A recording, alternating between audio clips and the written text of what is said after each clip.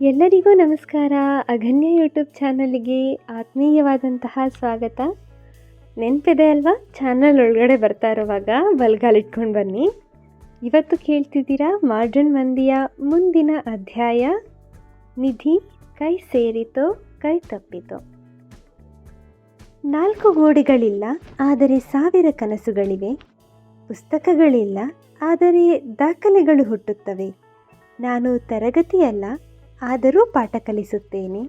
ನಾನು ದೇವಾಲಯ ಅಲ್ಲ, ಆದರೆ ಗೆಲುವಿಗಾಗಿ ಪ್ರಾರ್ಥನೆ ಮಾಡುತ್ತಾರೆ. ನಾನು ಯಾರು ಎಂಬುದರ ಉತ್ತರ ಸ್ಪೋರ್ಟ್ಸ್ ಗ್ರೌಂಡ್ ಎಂದು ನಿರ್ಧರಿಸಲು ಅವರಿಗೆ ಹೆಚ್ಚು ಸಮಯ ಏನೂ ಹಿಡಿಯಲಿಲ್ಲ.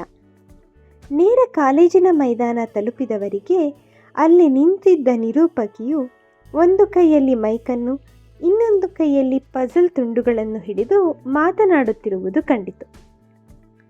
ಸದ್ಯ ಇಲ್ಲಿವರೆಗೂ ಬಂದಿದ್ದೀರಾ ಅಂದರೆ ನಿಮ್ಮ ಬುದ್ಧಿ ಇನ್ನೂ ಕೆಲಸ ಮಾಡ್ತಿದೆ ಅಂತ ಅರ್ಥ. ಆದರೆ ಈಗ ಶುರುವಾಗೋದು ಫೈನಲ್ ರೌಂಡ್. ಇಲ್ಲಿ ಸ್ನೇಹಿತನನ್ನು ನಂಬಾರ್ದು, ನೆರಳನ್ನು ನಂಬಾರ್ದು. ಇಲ್ಲಿವರೆಗೆ ನೀವು ಹುಡುಕಿದ್ದು ಸುಳಿವು ಮಾತ್ರ. ಇನ್ನು ಹುಡುಕೋದು ಖಜಾನೆ. ಅಲ್ಲ, ಖಜಾನೆ ನಿಮ್ಮ ಕಣ್ಮುಂದೆ ಇಲ್ಲೇ ಇದೆ. ನೀವು ಇದರ ಕೀಲಿ ಕೈ ಹುಡುಕಿ ತಂದರೆ ಸಾಕು. ಆದರೆ ಒಂದು ಎಚ್ಚರಿಕೆ, ಓಡಬಹುದು, ಆದರೆ ಉಸಿರು ಬಿಟ್ಟೇ ಓಡಬೇಕು. ಕೂಗಬಹುದು, ಆದರೆ ಸಿಕ್ಕಿತು ಅಂತ ಕೂಗಿ ಬೇರೆ ತಂಡಕ್ಕೆ ಹೇಳಬಾರ್ದು. ಇನ್ನೊಂದು ಮುಖ್ಯ ವಿಷಯ, ಗೋಡೆ ಹತ್ತಿ ಸ್ಪೈಡರ್ ಮ್ಯಾನ್ ಆಗಬೇಡಿ, ಕುರ್ಚಿ ಮೇಲೆ ಹಾರಿ ಬಾಹುಬಲಿ ಆಗಬೇಡಿ. ಯಾರನ್ನೂ ತಳ್ಳಬೇಡಿ, ಖಜಾನೆ ಎಲ್ಲೋ ಓಡಿ ಹೋಗೋದಿಲ್ಲ. ಒಂದು ವೇಳೆ ನಿಮ್ಮ ತಂಡದವರೇ ಕಾಣಿಸ್ದಿದ್ರೆ ಮೊದಲು ಅವರನ್ನೇ ಹುಡುಕಿ, ಖಜಾನೆ ನಂತರವೂ ಸಿಗಬಹುದು. ಈಗ ನಿಮ್ಮ ಮುಂದೆ ಇರುವ ಪ್ರತಿಯೊಂದು ಸುಳಿವು ನಿಮ್ಮ ಬುದ್ಧಿಯನ್ನು ಪರೀಕ್ಷಿಸುತ್ತೆ. ನೆನಪಿರಲಿ, ವೇಗ ಇದ್ದರೆ ಸಾಕಾಗಲ್ಲ, ದಿಕ್ಕು ಇರಬೇಕು. ಸುಳಿವು ಸಿಕ್ಕರೆ ಸಾಕಾಗಲ್ಲ, ಅದನ್ನು ಓದೋ ಬುದ್ಧಿನೂ ಇರಬೇಕು. ಸರಿ, ಕಾಲು ಸಿದ್ಧವೇ? ಕಣ್ಣು ಓಪನ್ ಇದೆಯಾ? ಬುದ್ಧಿ ಇನ್ನೂ ಆನಲ್ಲಿದೆಯಾ? ಹಾಗಿದ್ರೆ ರೆಡಿ, 3, 2, 1 ಓಡಿ. ಆದರೆ ಬಿದ್ದು ಬರಬೇಡಿ. ಟ್ರೆಷರ್ ಹಂಟ್ ಫೈನಲ್ ರೌಂಡ್ ಶುರು ಎಂದು ಬರುವ ಪ್ರತಿ ತಂಡವನ್ನು ಹುರಿದುಂಬಿಸಿ ಮುಂದಿನ ಪಜಲ್ ತುಂಡುಗಳನ್ನು ಕೊಡುತ್ತಿದ್ದಳು. ಅದಾಗಲೇ 3 ಬೇರೆ ತಂಡದ ಸದಸ್ಯರು ತಮಗೆ ಮೀಸಲಿದ್ದ ಸ್ಥಳಗಳಲ್ಲಿ ಪಜಲ್ ಜೋಡಿಸುತ್ತಾ ಕುಳಿತಿರುವುದನ್ನು ನೋಡಿ, ಅಯ್ಯೋ, ಆಗಲೇ ಇವರೆಲ್ಲ ಫಿನಿಷ್ ಮಾಡ್ತಿದ್ದಾರೆ, ನಾವು ಈಗ ಶುರು ಮಾಡಿ ಏನು ಯೂಸು, ಎಷ್ಟೆಲ್ಲ ಕಷ್ಟಪಟ್ಟು ಸೋತೋಗ್ತೀವಲ್ಲ ಎಂದು ಕೊರಗಿದಳು ಸ್ಫೂರ್ತಿ. ಅಲ್ಲ ಸ್ಫೂರ್ತಿ, ಅಟ್ಲೀಸ್ಟ್ ನೀನು ಹೆಸರಿಗೆ ತಕ್ಕಂತೇನಾದರೂ ನಡ್ಕೊ. ನಾವೇ ಗೆಲ್ತೀವಿ ಅಂತ ಸ್ಫೂರ್ತಿ ಆದರೂ ತುಂಬು. ಇನ್ನೂ ಅವರೆಲ್ಲ ಮುಗಿಸಿಲ್ಲ, ಬಾ ಬೇಗ ಎಂದು ಹೊಡುತ್ತಲೇ ಹೇಳಿದ ಆದಿ. ತಮ್ಮ ಕೈಗೆ ಸಿಕ್ಕ ಪಜಲ್ ತುಂಡುಗಳನ್ನು ಒಂದೊಂದಾಗಿ ಜೋಡಿಸಲು ಶುರು ಮಾಡಿದರು. ಎಲ್ಲರೂ ಒಂದೊಂದು ತುಂಡುಗಳನ್ನು ಹಿಡಿದು ಜೋಡಿಸಲು ಪರದಾಡುವುದಕ್ಕಿಂತ ಒಂದಿಬ್ಬರು ಮಾತ್ರವೇ ಜೋಡಿಸಲು ನಿಲ್ಲುವುದು, ಮಿಕ್ಕವರು ಜೋಡಿಸಿರುವ ಪಜಲ್ ಸರಿಯಾಗಿದೆಯೇ ಎಂದು ದೂರದಿಂದ ನೋಡಿ ನಿರ್ಧರಿಸುವುದು ಎಂದು ಅವರೇ ಮಾತನಾಡಿಕೊಂಡರು. ಹಾಗೂ ಹೀಗೂ ಮಾಡಿ ಪಜಲ್ ಕಂಪ್ಲೀಟ್ ಮಾಡಿದವರಿಗೆ ಪರಿಚಯ ಎಂಬ ಬರಹ ಬಣ್ಣ ಬಣ್ಣದಲ್ಲಿ ಬರೆದಿರುವುದು ಕಂಡಿತು. ಅದನ್ನು ನೋಡಿ, ಓ, ಈ ಬ್ಯಾನರ್ ಇದ್ದಿದ್ದು ಕಾಲೇಜ್ ಆಡಿಟೋರಿಯಂನಲ್ಲಿ, ಬನ್ನಿ ಹೋಗೋಣ ಎಂದು ಹೇಳಿದ್ದೇ ತಡ ಎಲ್ಲರೂ ಆಡಿಟೋರಿಯಂನತ್ತ ದೌಡಾಯಿಸಿದರು. ಹೀಗೆ ಓಡುತ್ತಿರುವಾಗ ಚಿನ್ನುಗೆ ಹಠಾತ್ತಾಗಿ ಒಂದು ಯೋಚನೆ ಬಂದಿತು. ಆದರೆ ಓಡುತ್ತಿರುವ ಎಲ್ಲರನ್ನೂ ಹಿಂದಕ್ಕೆ ಕರೆದು ಅದನ್ನು ಹೇಳುವುದು ಅವಳಿಗೆ ಸಾಧ್ಯವಾಗಲಿಲ್ಲ. ಆಡಿಟೋರಿಯಂ ತಲುಪಿದಾಗಲೂ ಅಲ್ಲಿ ಬೇರೆ 2 ತಂಡದ ಸದಸ್ಯರು ಅದಾಗಲೇ ಬಂದು ನಿಧಿಯ ಬೇಟೆಯಲ್ಲಿ ತೊಡಗಿದ್ದರು. ಬಿಳಿ ತಂಡದ ಸದಸ್ಯರು ಅವರ ಜೊತೆ ಬೇಟೆಯಾಡಲು ಹೋಗಬೇಕು ಎನ್ನುವಷ್ಟರಲ್ಲಿ ಅವರನ್ನು ತಡೆದ ಚಿನ್ನುವಿನ ಧನಿ, ಸ್ವಲ್ಪ ಯೋಚನೆ ಮಾಡಿ, ಇಲ್ಲಿರೋ ಬ್ಯಾನರ್ ಮೇಲೆ ಪರಿಚಯ ಅಂತ ಬರೆದಿರೋದೇನೋ ನಿಜ, ಆದರೆ ನಾವು ಪಜಲ್ ಜೋಡಿಸಿದಾಗ ಅದರಲ್ಲಿ ಕಲರ್ ಆಗಿ ಬರೆದಿರೋ ಬ್ಯಾನರ್ ಬಂದಿತ್ತು. ಸೇಮ್ ನಮ್ಮ ಕಾಲೇಜ್ ಗೇಟ್ ಹತ್ರ ಹಾಕಿದಾರಲ್ಲ, ಅದೇ ಥರ ಇತ್ತು. ಆದರೆ ಇಲ್ಲಿರೋ ಬ್ಯಾನರ್ ಬರೀ ಒಂದೇ ಕಲರಲ್ಲಿದೆ ಅಲ್ವಾ, ಸೊ ನಾವು ಅಲ್ಲಿ ಹೋಗಿ ನೋಡೋಣ ಎಂದಿತ್ತು. ಬೆಳಗ್ಗೆ ಬರುವಾಗ ಕಣ್ಣ ಮುಂದೆ ಹಾರುತ್ತಾ ಆಟವಾಡುತ್ತಿದ್ದ ಚಿಟ್ಟೆಯ ದೆಸೆಯಿಂದ ನೋಡಿದ್ದ ಆ ಬ್ಯಾನರ್ ಅವಳ ಕಣ್ಣಿಗೆ ಕಟ್ಟಿದ ಹಾಗೆ ಇತ್ತು. ಅದೇ ಧೈರ್ಯದಲ್ಲಿ ಎಲ್ಲರನ್ನೂ ಗೇಟ್ ಬಳಿಗೆ ಹೋಗಲು ಹೇಳಿದಳು. ಸರಿ, ರಿಸ್ಕ್ ತಗೊಳ್ಳೋದು ಬೇಡ, ಯಾಕಂದರೆ ಬೇರೆ 2 ಟೀಮ್ನವರು ಇಲ್ಲೇ ಇದ್ದಾರೆ, ನಾವು ಸ್ವಲ್ಪ ಜನ ಇಲ್ಲೇ ಹುಡುಕ್ತೀವಿ, ನೀವು ಗೇಟ್ ಹತ್ರ ಹೋಗಿ ಹುಡುಕಿ ಎಂದ ತರುಣ್. ಅಟ್ಲೀಸ್ಟ್ ಫೈನಲ್ ರೌಂಡ್ ಬಂದಾಗಾದರೂ ಸ್ವಲ್ಪ ಸೆನ್ಸಿಬಲ್ಲಾಗಿ ಮಾತಾಡಿದೆ. ಇದು ಒಂದೇ ನೀನು ಯೂಸ್ ಆಗುವಂಥ ಸಲಹೆ ಕೊಟ್ಟಿದ್ದು ಎಂದು ನಕ್ಕಳು ಸ್ಫೂರ್ತಿ. ಅವಳು ಹೊಗಳುತ್ತಿದ್ದಾಳೋ ತೆಗಳುತ್ತಿದ್ದಾಳೋ ಎಂದೂ ಯೋಚಿಸದೆ ಖುಷಿಯಿಂದ ಆಡಿಟೋರಿಯಂ ಸ್ಟೇಜ್ ಮೇಲೆ ತಲುಪಿ ಕೈಗೆ ಸಿಕ್ಕ ಬಲೂನ್ಗಳನ್ನು ಒಡೆದು ಒಳಗೆ ಕೀಲಿಕೈ ಇದೆಯಾ ಎಂದು ಅಲ್ಲಿರುವ ಬೇರೆ ಮಕ್ಕಳು ಹುಡುಕುತ್ತಿರುವಂತೆ ಇವನು ಮಾಡಲು ಶುರು ಮಾಡಿದನು. ಚಿನ್ನು ಆದಿಯನ್ನು ಒಳಗೊಂಡಂತೆ ಒಂದಷ್ಟು ಜನ ಗೇಟ್ ಬಳಿಗೆ ಹೊರಟರು. ಅಲ್ಲಿ ಬ್ಯಾನರ್ ನೋಡಿ ಮೊದಲಿಗೆ ಅವರಿಗೆ ತುಂಬ ಖುಷಿಯಾಯಿತು. ಚಿನ್ನು ಹೇಳಿದಂತೆ ಅದು ಅವರು ಜೋಡಿಸಿದ್ದ ಪಜಲ್ ರೀತಿಯೇ ಬಣ್ಣ ಬಣ್ಣದಲ್ಲಿತ್ತು.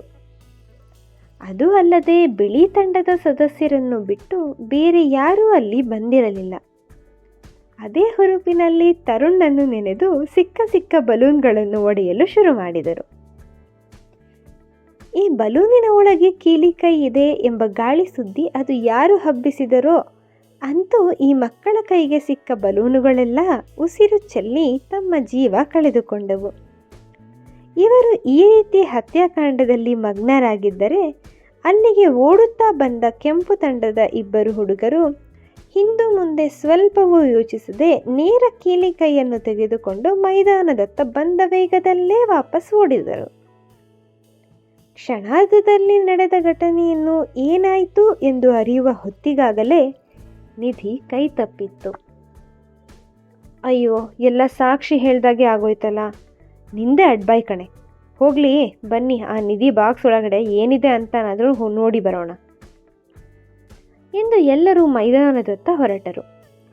ಈ ಆಟದಲ್ಲಿ ಗೆಲ್ಲಲೇಬೇಕು ಎಂಬ ಛಲದಿಂದ ಏನೂ ಇವರುಗಳು ಆಡಿರಲಿಲ್ಲ. ಆದರೆ ಇಷ್ಟು ಕಷ್ಟಪಟ್ಟು ಕಡೆಯ ತನಕ ಬಂದು ಇನ್ನೇನು ಗೆದ್ದೇ ಬಿಟ್ಟೆವು ಎನ್ನುವ ಸಮಯದಲ್ಲಿ ಸೋತು ಹೋಗಿದ್ದು ಅವರಿಗೆ ಬೇಸರ ತರಿಸಿತ್ತು. ಆದರೆ ಹೇ, ರೆಡ್ ಟೀಮ್ ಅವರಿಗೆ ಕೀ ಸಿಕ್ಕಿತು ಎಂಬ ಮಾತನ್ನು ಕೇಳಿದ ತಕ್ಷಣ ಚಿನ್ನುವಿನ ಮನಸ್ಸಲ್ಲಿ ವಾ, ಹಾಗಿದ್ರೆ ಮೇಘಾ ಟೀಮ್ ಗೆದ್ಬಿಡ್ತು ಎಂಬ ಖುಷಿಯ ಭಾವನೆಯೇ ಮೊದಲು ಮೂಡಿತ್ತು. ತಾನೇ ಗೆದ್ದಿದ್ದರೂ ಬಹುಶಃ ಅವಳು ಅಷ್ಟು ಸಂಭ್ರಮಿಸುತ್ತಿರಲಿಲ್ಲವೇನೋ. ಹಾಗೆಯೇ ಮೈದಾನಕ್ಕೆ ಹೋದ ಮೇಲೆ ಮೊದಲು ಗೆಳತಿಯನ್ನು ಕಂಡು ಆತ್ಮೀಯ ಅಪ್ಪುಗೆಯೊಂದಿಗೆ ಅವಳನ್ನು ಅಭಿನಂದಿಸಿದಳು. ಅಷ್ಟರಲ್ಲಿ ಮತ್ತೆ ಮೈಕ್ ಹಿಡಿದು ಮಾತು ಶುರು ಮಾಡಿದ ನಿರೂಪಕಿ, ಅಭಿನಂದನೆಗಳು, ನೀವೇ ಇವತ್ತಿನ ಸರ್ಕಾರಿ ಖಜಾನೆ ಹುಡುಕಾಟದ ಇಲಾಖೆಯ ಅಧಿಕೃತ ಸದಸ್ಯರು. ಇಷ್ಟು ವೇಗವಾಗಿ ಹುಡುಕಿದ್ರೆ ಮನೇಲಿ ಕಳೆದು ಹೋದ ಟಿವಿ ರಿಮೋಟ್ ಕೂಡ 5 ಸೆಕೆಂಡ್ನಲ್ಲಿ ಸಿಗುತ್ತೆ ಅನ್ಸುತ್ತೆ. ಗೆದ್ದ ತಂಡಕ್ಕೆ ಭರ್ಜರಿ ಚಪ್ಪಾಳೆ ಬರಲಿ.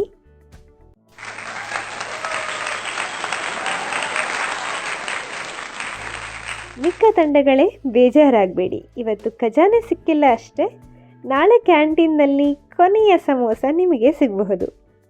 ಈಗ ಗೆದ್ದ ತಂಡದ ಎಲ್ಲ ಸದಸ್ಯರು ವೇದಿಕೆ ಮೇಲೆ ಬಂದು ನಿಮ್ಮ ಖಜಾನೆಯನ್ನು ತೆಗೆದುಕೊಳ್ಳಿ.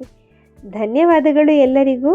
ಮತ್ತೆ ಭೇಟಿಯಾಗೋಣ ಇನ್ನೂ ಹೆಚ್ಚು ಓಡಿಸುವ, ಇನ್ನೂ ಹೆಚ್ಚು ನಗಿಸುವ ಟ್ರೆಷರ್ ಹಂಟ್ನಲ್ಲಿ ಎಂದು ತನ್ನ ಮಾತನ್ನು ಮುಗಿಸಿದಳು. ಕೆಂಪು ತಂಡದ ಸದಸ್ಯರೆಲ್ಲ ಕುಣಿಯುತ್ತಾ ವೇದಿಕೆಯ ಮೇಲೆ ಹೋದರು, ಮೇಘಾಳನ್ನು ಹೊರತುಪಡಿಸಿ. ನಿರೂಪಕಿ ಕರೆದರೂ ವೇದಿಕೆ ಮೇಲೆ ಹೋಗದೆ ಕಲ್ಲುಗುಂಡಿನಂತೆ ಮುಖ ಊದಿಸಿಕೊಂಡು ನಿಂತಿದ್ದ ಮೇಘಾಳನ್ನು ಕಂಡ ಚಿನ್ನು, ನಿಮ್ಮ ಟೀಮ್ನೇ ಕರೀತಿರೋದು ಮೇಘ, ಯಾಕೆ ಈ ಥರ ನಿಂತಿದೀಯಾ? ಏನಾಯಿತು? ಗೆದ್ದರೆ ಯಾಕೆ ಬೇಜಾರಲ್ಲಿದೆಯಾ? ಆಟ ಆಡ್ಬೇಕಾದ್ರೆ ಏನಾದರೂ ಆಯಿತಾ? ಯಾರಾದರೂ ಏನಾದರೂ ಅಂದ್ರಾ? ಎಂದು ಒಂದೇ ಸಮ ಪ್ರಶ್ನೆಗಳ ಸುರಿಮಳೆ ಸುರಿಸಿದಳು. ಖುಷಿ ಪಡುವಂಥದ್ದು ಏನಿಲ್ಲ ಬೇಬಿ, ನಾವೇ ಗೆಲ್ತೀವಿ ಅಂತ ನಂಗೆ ಮುಂಚೆನೇ ಗೊತ್ತಿತ್ತು. ಓಹೋ, ಏನಮ್ಮ ಅಷ್ಟು ಕಾನ್ಫಿಡೆನ್ಸಾ ಎಂದು ಛೇಡಿಸಲು ನಗುತ್ತಾ ಕೇಳಿದಳು ಚಿನ್ನು. ಕಾನ್ಫಿಡೆನ್ಸ್ ಅಲ್ಲ ಬೇಬಿ, ಮೋಸ ಮಾಡಿದವರೇ ತಾನೇ ಗೆಲ್ಲಬೇಕು ಎಂದಳು ಮೇಘ. ಮೋಸನಾ? ಏನು ಹೇಳ್ತಿದ್ಯಾ ಮೇಘ ಎಂದು ಆಶ್ಚರ್ಯವಾಗಿ ಕೇಳಿದಳು ಚಿನ್ನು. ಏನು ಮೋಸ ಆಗಿರ್ಬೋದು ಅಂತ ಯೋಚನೆ ನಿಮ್ಮ ತಲೆನಲ್ಲೂ ಓಡಾಡ್ತಿದ್ಯಾ? ಹಾಗಿದ್ರೆ ಮುಂದಿನ ಸಂಚಿಕೆಗೋಸ್ಕರ ಕಾತುರತೆಯಿಂದ ಇದೇ ರೀತಿ ಕಾಯ್ತಾ ಇರಿ. ನಿಮ್ಮ ಸಪೋರ್ಟಿಗೆ ತುಂಬ ಹೃದಯದ ಧನ್ಯವಾದಗಳು. ಚಾನಲ್ನ ಸಬ್ಸ್ಕ್ರೈಬ್ ಮಾಡ್ಕೊಳ್ಳಿ, ಲೈಕ್, ಶೇರ್, ಸಬ್ಸ್ಕ್ರೈಬ್ ಎಲ್ಲ ಮಾಡಿ. Thank you.